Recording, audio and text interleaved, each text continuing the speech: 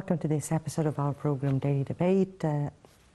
Before I start with our topic, or before I start with anything, let me say that this is the first day of the holy month of Ramadan, so may it be a blessed month filled with peace, prosperity, and all good deeds.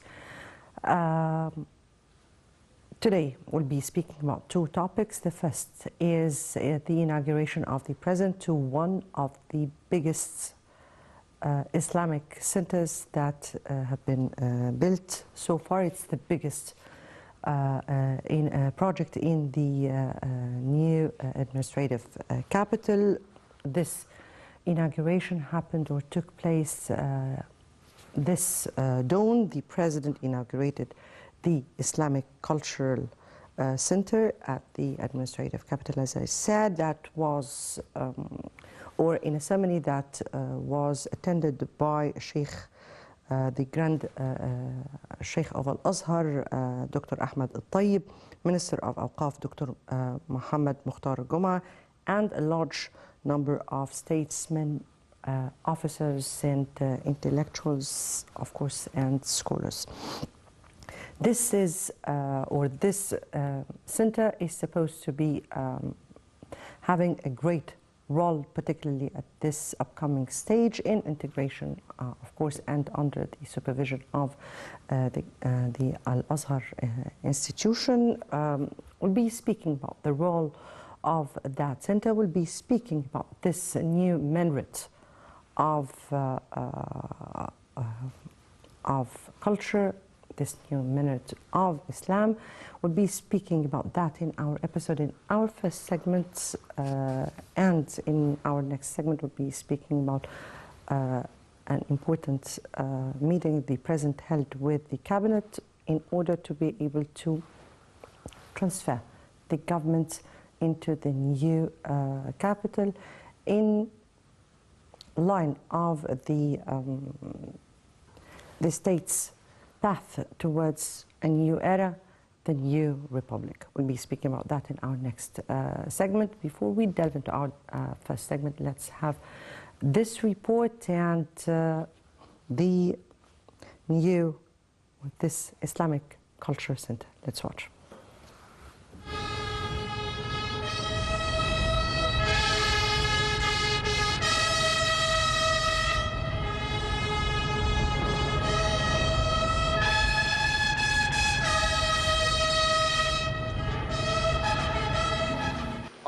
The first day of the holy month of Ramadan, President Abdel Fattah al-Sisi inaugurated Egypt's Islamic Cultural Center in the new administrative capital early Thursday.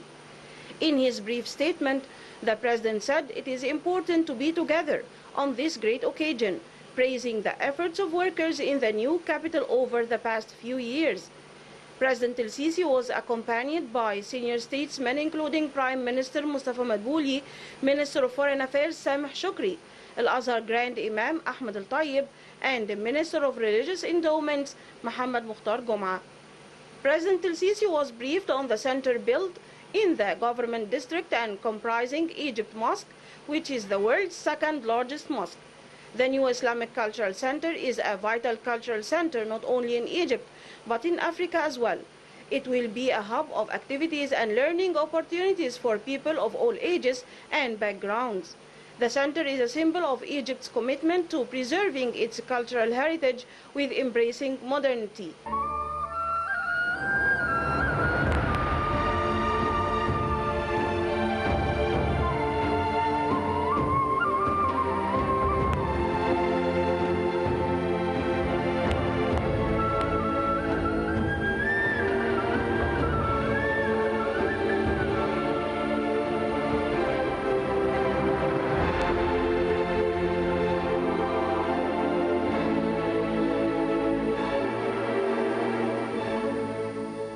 The celebration was a time to recognize and honor the dedication and hard work of those involved in making the project a reality.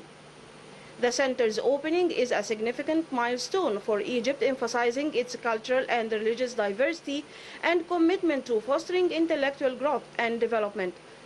The Islamic Cultural Center in Egypt will provide an essential platform for Egyptians to learn about their religion and culture while welcoming people from all over the world to explore and appreciate their rich history and traditions.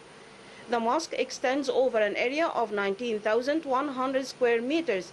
It has 3 main entrances surmounted by Islamic domes and a 4th service entrance.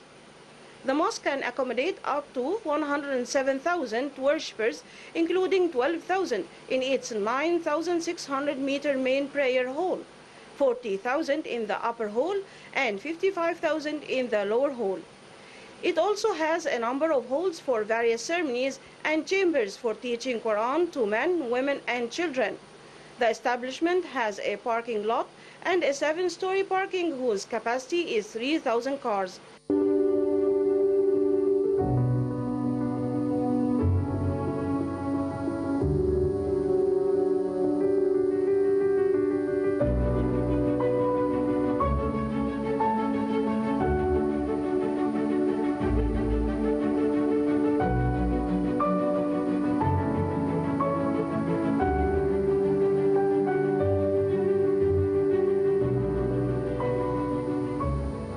Ahead of the inauguration, the president had the suhoor with workers in the capital, according to a statement by the presidential spokesperson Ahmed Fahmy.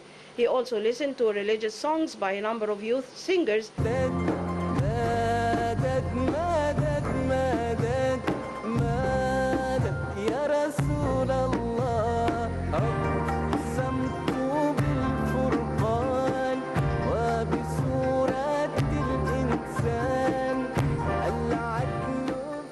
Moreover, President El-Sisi also thanked the participants, workers, singers, and musicians, praising efforts exerted by workers of the administrative capital. بشكر طبعا الشباب والايد العافيه اللي بتشتغل وبتعمل الاعمال الرائعه ديت على مدى السنين اللي فاتت يعني. The government has started relocating 30,000 public employees to the new capital since the beginning of the year. This step is expected to be completed by April.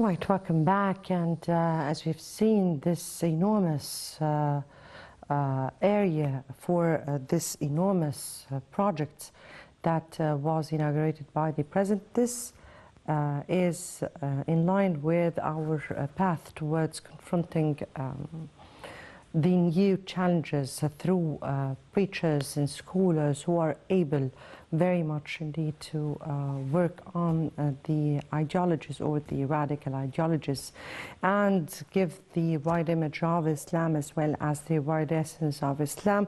To highlight the issue we have with us over the phone, Dr. Asmaa Elzieny, official of Foreign Relations and International Cooperation, Education Development Center for Al-Azhar International Students, Al-Azhar at Al-Azhar Sharif Institution. Good evening to you. And good evening. And a blessed Ramadan, or Ramadan Kareem for you and all your beloved. Good evening and a blessed Ramadan for whoever celebrating today. Right. So we've followed this report, and we have followed together the inauguration of the Islamic Cultural Center, this dome, and it was so enormous. Can you tell us more about this enormous project? Actually, it was a very good omen to begin that holy month of Ramadan with the inauguration of such a wonderful place like the Islamic Cultural Center, Egyptian Center, in the new administrative capital. It's so nice that the Egyptian country is keen to have such a place, which is going to assess and assure that Egypt cultural and religious and social status among all Muslim and Arab countries. If I may ask you about the center itself, because it contains lots of courtyards, it contains lots of services, and I guess that the keenness of the leadership to attend, along with the Grand Sheikh of Al-Azhar and the Mufti of the Republic, it was enormous. So let me take, how do you view or how do you read the role of this center at this upcoming stage, particularly at a time when we are facing ideologies that needs to be put into the right course? I see that the situation that attended by the President Al-Sisi and the senior officials and the Grand Imam and the Mufti and all the Prime Minister and all Egyptian officials, it's a clear message to the whole world that Egypt is here. Egypt is at the heart of the Islamic world and the Arab world. Egypt is very keen on its status as a center for culture and education, for not only for Egyptians, and it's for all people from all over the world. This is the clear message of the leadership keen to deliver to the world. The role of the center as you see it, Dr. Zeina?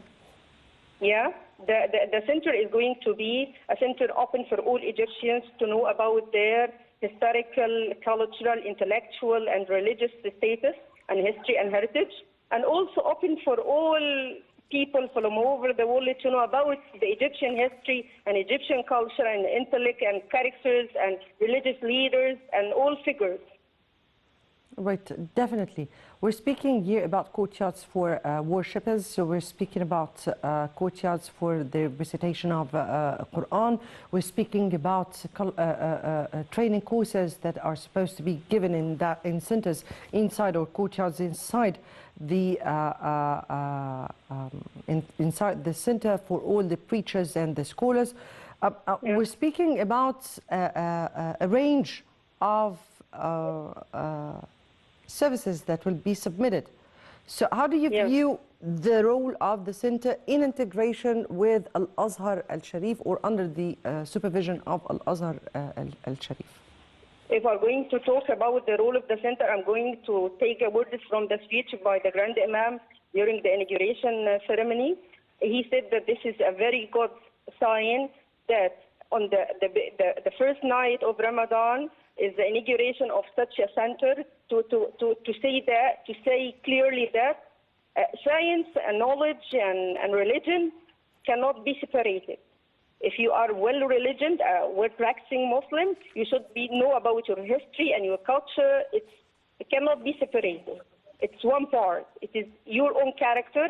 It cannot be separated. You cannot leave reading about culture and history to be only a religious man, to be a true religious leader, whatever, teacher, to a preacher, to guiding people. You should guide people and teach people about their true history, their true culture, true traditions.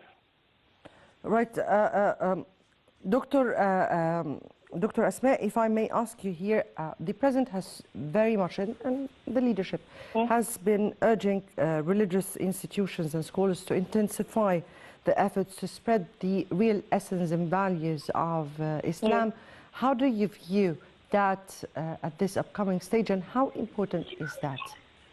This is a persistent need that we need to make it clear for all preachers, for teachers, whoever guiding people, that what the change that happened in the Egyptian community is a result that youth especially are not aware of the true values of their religion, whatever Muslim or Christians. They are not aware of the value of their true history, the leaders who guided people for years. If education, if systematic education or educational organizations are not guiding people, then cultural centers should play their role. And I hope that this center, the wonderful one that was inaugurated today, is going to be the pioneering center in this field, culturing people about their true values of their whatever religion, about their history, about their heritage of Egyptian community. Right. Dr. Asmaa Elzieny, official of Foreign Relations and International Cooperation Education Development Center for Al-Azhar International students at Al-Azhar institution. We thank you so much for being with us. Before we delve into our discussion, let's first have this quick report and we'll come back for more discussion. President Fattah al-Sisi holds cabinet meeting at the Strategic Leadership Center in the new administrative capital. The President held a meeting with Prime Minister Dr. Mustafa Madbouli and cabinet members at the Strategic Leadership Center in the new administrative capital. The spokesman for the Presidency, Councillor Ahmed Fahmi, stated that the meeting discussed the government's plan to relocate ministries and various state agencies and institutions to the new administrative capital. President al-Sisi directed that efforts made to ensure a smooth transition to the new capital in a comprehensive and qualitative manner be intensified. This would be achieved not only through modernization of buildings and premises, but also through qualification of workers and the provision of training programs to government personnel to teach them modern scientific methods of administration. These efforts in turn would contribute to establishment of an efficient and effective administrative body. Moreover, such efforts would contribute to the shift towards smart government and the beginning of a new era of providing outstanding digitized services to citizens. Going towards the new republic requires the efforts, action and sacrifice of all loyal Egyptians to build a better present and future for Egypt. The spokesman added that the President was also briefed on developments in the implementation of the first phase of Hayya Karima initiative, which aims to develop the Egyptian countryside. He was also briefed as well on measures taken to commence the second phase of the initiative.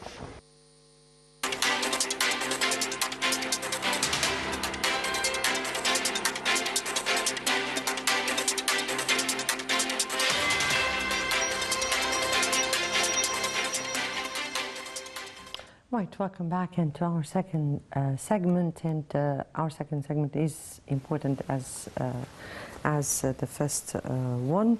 And the President has already discussed the government's plan to relocate ministries in various state agencies and institutions to the new administrative capital in a comprehensive and qualitative manner to be intensified at this upcoming stage in order to be able to start our new era or start with the new republic. This has been for some years postponed, but it became a necessity to start ahead with the plans of the state.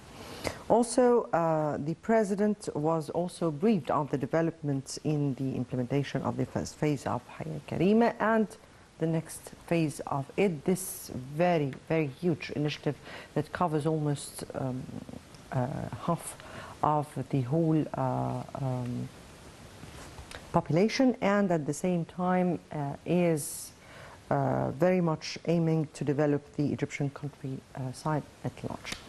Around 60 million people are very much taking or under the protection of this initiative. If I may highlight this, let me first welcome our distinguished guest, Dr. Said Al-Khouly, Professor of Economics. Thank you so much for being with us. Pleasure to be here. Thank you. So we've seen, definitely you've seen yesterday and you followed the inauguration of the new Islamic Center, right? Mm-hmm. We have, if you take a look for the last few years in a daily basis or on a weekly basis, we have a new event. So we are moving in the right direction.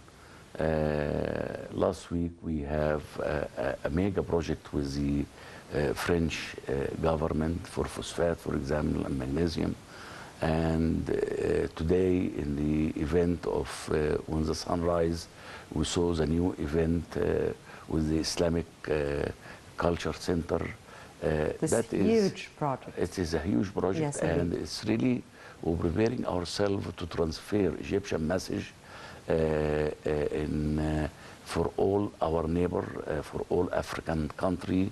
It's not only the building, but what's going on in that building in the future, where we're preparing our people in order to transform a clear message for what is the real value of Islamic values, and we have to apply this value in the future in order to enhance our value system all over the African nation and most of Arab nations.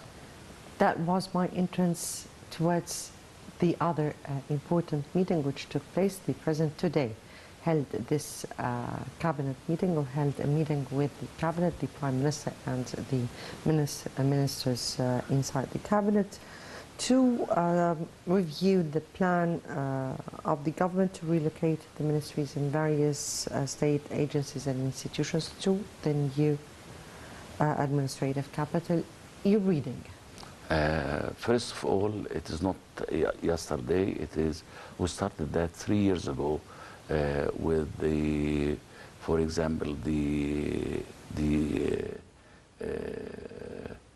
Academy of Anti-Corruption, for example, and many other institutions.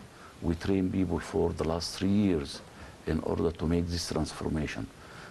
Remember, when President Sisi talked about this movement, it's not only the building or technology, but also we have to invest the people who are going to be working in the new capital and with new building. For example, we train people for the last 3 years in order to be able to cope with the new challenge with new technology. It's fully integrated digital transformation, digitalization in the new capital. And the process is simply to implement governance in the new capital, transparency, and how to use the new technology in order to ease up the process of project and the work style in the new capital. Indeed, and that was one of the issues that the President spoke about, which is transferring, or the transfer into the digital, or rather the digital transformation of the whole country in order to be able to start with this new era or the new republic. Absolutely. How the transfer into the new administrative capital has become inevitable anymore, and should be stepped on? We should really start and remember the old capital or the current capital. It's really Cairo, for example. It is most of the crowded city worldwide. You know, it became the third crowded city for the whole world. In India, New Delhi, in other country, but Cairo considered to be the third crowded city. And the movement of new capital, which is not far away, it's about 40 kilometers from the capital, and we build all the infrastructure, all housing, infrastructure on road, infrastructure in new technology and so on. I consider it as it's going to be a smart government. We are talking about smart government, where all the process is digitalized and the paperwork is totally eliminated. We have a green management. It is really going to be implemented. We have paperless organization. It will going to be implemented in the new capital and for all different governmental sector and ministry sector. Of course, when you transfer people with this old-fashioned style of management to a new style of management, it needs a lot of preparation, it needs a lot of training, and that's what we have been done for the last 3 years with the employee of our ministry and so on. Actually, you just pinpointed your finger on my next question. And yes, indeed, when the President spoke today with the Prime Minister and Ministers, he spoke about not just modernizing of buildings and premises, but also the qualification of workers. Absolutely. And the provision of training programs to the government personnel to teach them the modern scientific methods. Absolutely. How from yesterday we have seen the President also taking, not yesterday, but rather this dawn, we've seen the President taking suhoor with the workers inside the administrative capital along or just as he was inaugurating the Islamic Center. So, from your point of view, how would training personnel, teaching them how to deal, and all the programs of qualifications contribute to the shift towards a smart government, as you respectively said? We worked in several dimensions. The first dimension, we taught these people interpersonal skills, some communication skills, and another dimension, we taught this employee how to deal with the new technology and so on. Remember, last year, President Sisi talked about fourth industrial revolution. It is not only dealing with the equipment and so on, but how to think, how to add value for your work process, and how to eliminate part of the process in order to speed up the process, and all of that in order to attract more and more foreign direct investment to our country and so on. And remember, the more we attract more foreign direct investment, the more we'll be able to sustain ourselves for foreign currency and so on, and we'll be enabled to reduce the budget deficit in the future. Of course, investing in human resource, I believe human resource is the investing in capital in human resources. It will enable us to reduce the costs in the future, and we come up with new idea and more creativity in our work place in order to enhance and be sustainable in the future. Going towards the new republic, we are aware that just at the beginning of last year, the new republic was announced, and it was announced officially.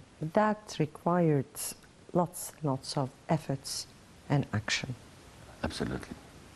How do you view the efforts exerted so far in order to be able to go to that step? Absolutely. This movement, it's a huge movement, of course, where people got used to their old workplace and so on. So when we talk about that, we're talking about change. And one of the programs we taught these people for the last 3 years how to cope with the change. In order to understand change and you work with the change will be successful. But if not, it will become a resistance to change. And we have two forces, the force of change and the forces of resistance to change. When the forces of, after training, forces of change, it became greater than the resistance and the movement, it will be successful in the future. And that's, as I told you, it is not yesterday or last week or last month, but we started that like 3 years ago. And during the Corona pandemic, we continued to really prepare our human resources, our workforce, in order to cope with all these dimensions I talked about. Dr. Said, could you imagine 3 years or 2020, we started with this pandemic. We were not even able to go to the streets, and we were able to withstand that time. Last year, there was this, the start of this war, and up till this minute, we are able to withstand the crises and the developments that are occurring, and thank God, can we even imagine the hard work that we've been through in order to be able to just withstand and stand on our feet up till this minute? Anyway. That's an Egyptian, by the way. We work with the challenge. We work very hard in order to overcome this challenge, and we never shut down during the Corona pandemic with the Russian-Ukrainian war, the supply chain and the logistic. And I consider all of that, it's an opportunity for Egypt to attract more and more foreign direct investment.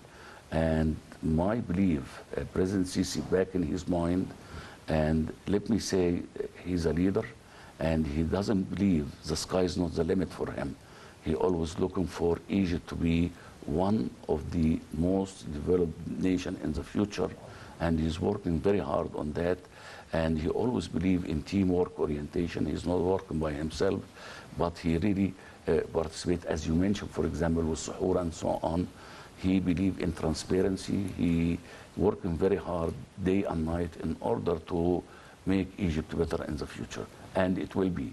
And that's Egyptian people really believe in that and working hard on that in order to enhance our economic development in the future. When we started our developmental or sustainable development vision, the leadership and the government was very much keen to take the development and social justice or serving or protecting the citizens parallel to each other. How do you view how those two lines went in parallel? That is a strategy, first of all, where we have about 60% of our population. It is really in poverty and so on. Mm-hmm. And the Decent Life Initiative, considered by the United Nations, it's not my saying, it's the United Nations, it is one of the mega projects worldwide, and really, it really working for, and the strategy was what we used to do before Decent Life Initiative. We used to have welfare. Now we have workfare.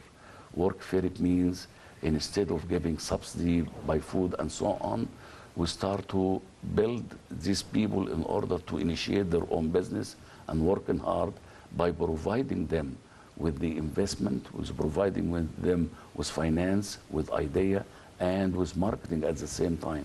And we saw a lot of role models for regular people who develop their project and become part of productive, and that is called workfare instead of welfare. And that is a strategy working very well. And remember, with Decent Life Initiative, in all different parts of Egypt, Upper Egypt and the valley and all of these poor villages and so on, they start to have initiate and start up their business and become a source of income, not depending on welfare. And that is the whole idea. I love very much the word workfare that you spoke about. Yeah. Unfortunately, my time is out, Dr. Sayed, and we have to end it here. But indeed, there has been enormous work that has been taking place throughout the past few years, and we are in Happy Ramadan. Indeed, a happy Ramadan and a blessed one for you and all your beloved ones, and may it be a blessed one for all Muslims around the globe. Inshallah. Thank you. And I guess that brings us to the end of this episode. Many thanks for watching, and again, a happy Ramadan for all Muslims around the globe.